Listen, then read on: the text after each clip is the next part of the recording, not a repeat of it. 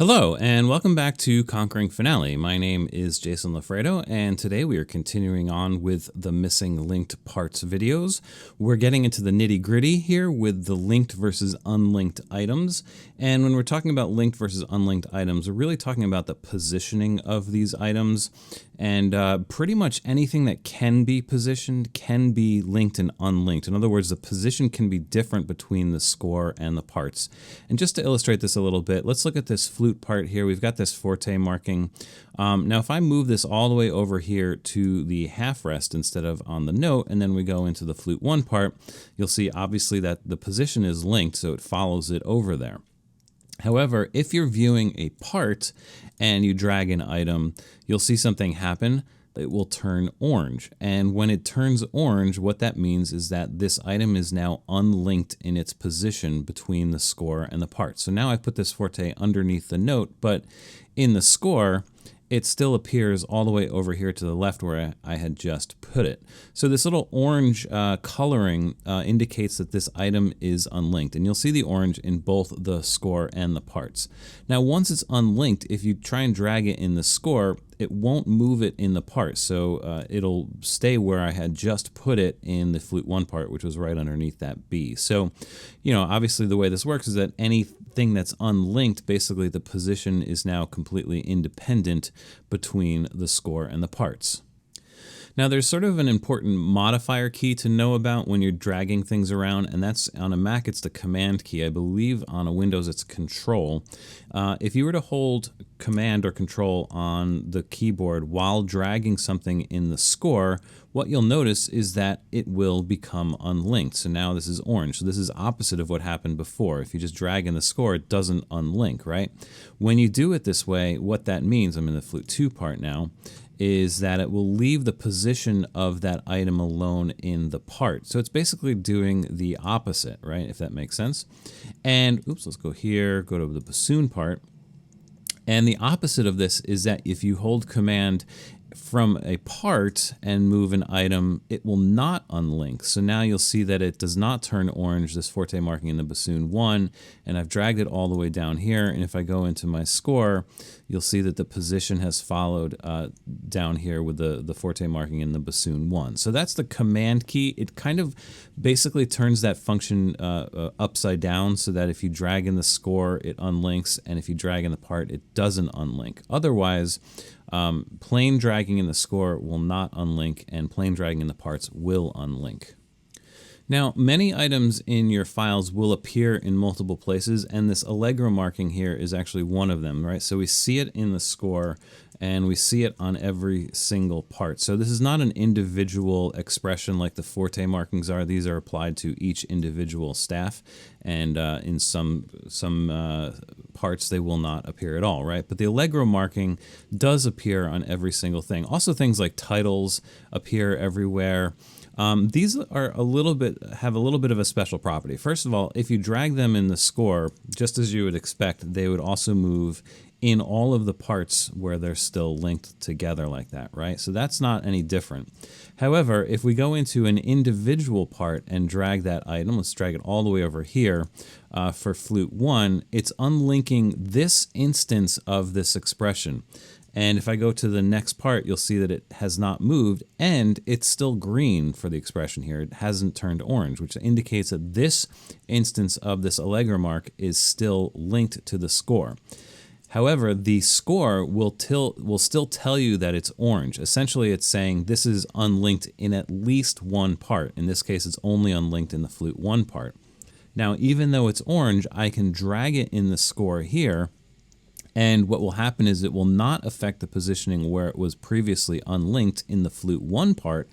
However, all of the rest of the instances of this will get moved to follow with the score, if that makes sense. So there's actually like a lot of layers to this linking and unlinking when things appear in more than one part, right? And then as soon as I go into a part where it's not unlinked and I drag it, again, now this is unlinked. So this position for the Allegro marking in flute 2 is completely independent of the score. It's also completely independent of flute 1. And again, the score is independent. So if I move this over here now, you'll see flute 1's over here, flute 2's over here, and everything else is still linked, right? So that's what's going on. It gets a little bit complex. Now, with any item, if we right-click something, from the score anyway, there's two options here called unlink in all parts and relink in all parts. Now, if I choose the unlink in all parts in this instance, what this will do is it will do just that. Every single part now will have this unlinked. So now as I go through all of my parts, you'll notice that they are all orange, which means that every single instance of this Allegro is now independently positioned from the score, right? The other option here is relink in all parts, and I should mention that there are some keystroke combinations if you can actually remember these. This is Option-Shift-Command-U and Option-Shift-Command-L. When you choose the relink in all parts, what this will do is it will first of all turn it green, which means that nothing is unlinked, and it will snap the position of every instance of this in line with where it is in the score. So now again, this is a regular linked item, and you can move this and it will move in parallel in all of the other parts, right? In the parts themselves, if you right click or control click, we only have the relink to score option, and it's not relink to all parts in score, it's just relink to score. So in a complicated way, what does this mean? If I unlink the flute 1 part here, and then I unlink the flute 2 part here by moving that way, so now we kind of have three different positions.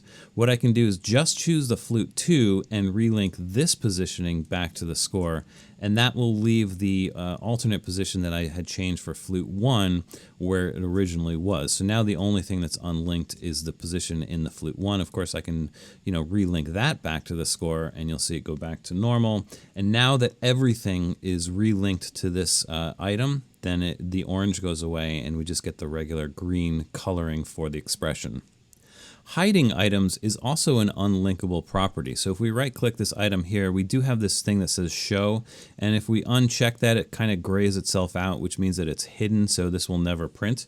Now this is linked. This hidden property is linked to the rest of the parts. So if I go in here, this is grayed out, this is grayed out, they're all grayed out. So again, they won't ever print on any part. Again, we can always show that again and go back to showing it everywhere. But hiding and showing is also unlinkable. So from the flute 1 part, if I were to go in here and do show, what would happen is it would turn orange, but also grayed out. So it's sort of light orange here, which means that it will not show on the flute 1 part. However, back in the score, it is orange, indicating that something about this is unlinked. However, it's a solid color, which means that it will actually print. And it will be solid in every other instance of the parts. So the showing and hiding is also a unlinkable property. And of course, if we just relink in all parts, then that also affects the showing hiding property of those elements. Now, this is one instance where sometimes it pays to be clever. Like, let's say that you want to, for whatever reason, it doesn't have to be this, it could be anything like my title up here. Let's say I only want to show this particular title for some reason on the flute 1 part. So what I would probably do is just uncheck the show here so that it's grayed out, and of course it'll be grayed out in every single part, and then go to the part where I want to show it in flute 1 and choose show. And of course it will turn orange, but it will turn solid orange, meaning that it will actually print on this flute 1 part. It will still not print on the score because it's grayed out, and it will not print everywhere else. So this is kind of a nifty thing to do if you want to show a text block or an expression only on a single part, is to do this sort of creatively. Let me just relink it and show you this again. So from the show, there we go, from the score, hide it, so it's hiding everywhere, and then from the individual part that you want to show it, just hit show, it unlinks it and shows it only in that part. So that's if you can get creative with it, that's one way to do it. Now, some items not only have positioning, but they also have design elements to it. A perfect example of this is a slur. If you go in here, you can you can change the control points to change the curve of the slur. Now, these are all linked properties as well. So I've just changed that slur to be really high in my flute 1 part, and it will appear that way in the part as well.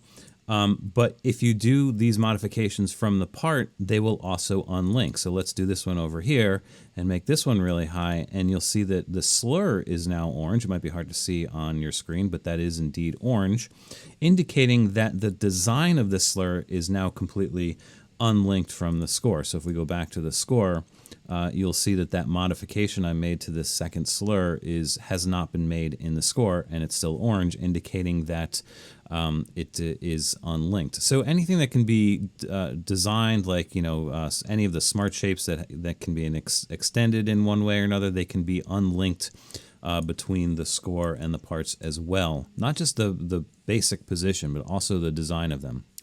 And pretty much anything can be unlinked. So if it can be moved, if it can be designed, it can basically be unlinked. So let's see, articulation, smart shapes, lyrics, the position of lyrics, chords, the position of fretboards, text blocks, text repeats, tuplets, repeat ending brackets, repeat text, and even special tools modifications. So if we go into a part, let me just show you this here. Let's go into here and let's just do something with the beam here. If we take our beam angle tool, we can actually lower the beam here, and you can see that the beam itself turns orange. So even some of the designs of the special tools will actually unlink as well. So a lot of different things that can be done here. Now, as far as visibility, there's a special case for expressions, and I've covered this in other videos, so I'm just going to briefly talk about it here. But with tempos in particular, sorry, on the wrong window here, in the categories we have something called score lists, and this will tell us where we want to see these expressions. So this is actually another way to sort of, I guess it's sort of unlinking the position, or rather the visibility of where these elements exist. Let's see, I covered score list extensively in video 15-7. Also, text repeats have something called staff lists, which is different than score lists, believe it or not. And I covered that in video 18-3C, so there's a lot more information about that. Somewhat related to linking and unlinking. And then the other thing that can be done special with expressions is that if you shift double click an expression, we get this expression assignment. And there is an option here in the middle for show on, and there's an option for score end parts, score only, parts only. So this is actually another interesting way to hide it in the score and show it in the parts. If I choose parts only for this particular expression, what you'll see is it will still appear in the part, but in the score, that forte marking has gone away in the flute 2 part. So it's sort of a special case with expressions. There's a couple extra things that you can do. And I think I covered that show on assignment dialog box situation in, what is that, video 15-3. And one final thing I want to talk about related to linked and unlinked items. Let me just go over here to where do I want here? Yeah, I'm going to add an expression here to measure 17. I'm just going to add an expressive text. How about misterioso to the flute 1 part here, right? So one thing to be conscious of all the time is your anchor points, and you'll know what your anchor points is. Hopefully you can see it when you select an item with the tool. So I've selected actually with the selection tool as well. As you're grabbing it, you can see there's a little anchor point that tells you where it's attached. You do have to be careful about this because those anchor points will move. As I drag this to the left, you'll see that my anchor point is now above that half rest, even though if I put it here thinking that it's applying to this D, right? This misterioso marking is still actually attached to this measure, right? Now this is kind of critical when you're dealing with linked parts, because if I were to go into the flute 1 part, you'll see that, yeah, it's fine right now, but if for some reason this particular measure happened to end up on the first measure of the next system, you'll see what happens is that this misterioso marking is now not attached to this measure anymore. It's clearly attached to this measure, which technically it is because of that anchor point, right? So let me just undo some of this. So the key here is that you really do have to pay attention to these anchor points. And if you wanted this misterioso marking over here, but you still want it attached here, it's kind of tricky because as soon as you move it, the attachment point moves. Well, there's a modification key that will prevent this from happening, and that's on a Mac, it's the Option key. I believe it's Alt on a Windows, but if you hold down Option and drag it, you can drag it anywhere you want, really, and you'll see that the anchor point will remain stuck to that first beat right there. So now I can move this all the way over here and let go, and all is fine. That anchor point has been attached to that next measure. And now we can go into the flute 1, and when we move this measure down to the next system, you'll see that it actually does appear on the next system. Maybe not in the most appropriate place, but there it is, and it's attached appropriately. So, you know, the moral of the story is do pay attention to those anchor points, because especially in parts when you're dealing with laying the bars out on different systems, this can become a problem. So just pay attention to your anchor points. Incidentally, the anchor points in a part will never undo. I'm not holding down Option. You can see that the anchor point is still attached to that D.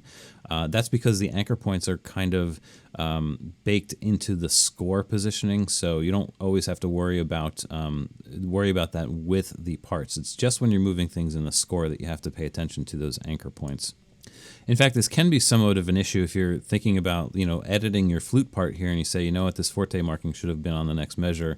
If you drag that over, you know, even if you, unless you command drag, I believe.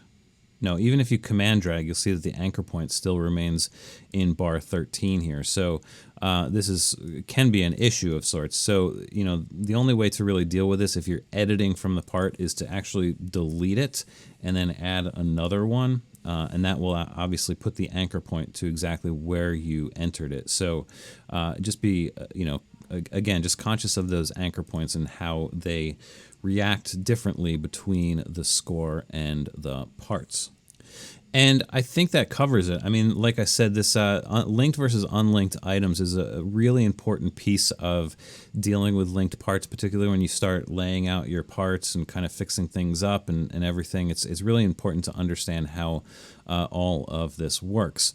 In the next lesson, I'm going to continue on with this linked versus unlinked items, but we're going to be talking about some other things that can be linked. Not necessarily positions of items, but there are special things that can be linked, including enharmonics, which is interesting. So we'll have a really long discussion about enharmonics. Well, not too long, hopefully. And some other things like staff styles and some other nifty things to talk about. So look forward to that in the next video. All right, so hopefully this has helped. I appreciate you watching. Don't forget to subscribe, and I will see you soon on the next The Missing Linked Parts video.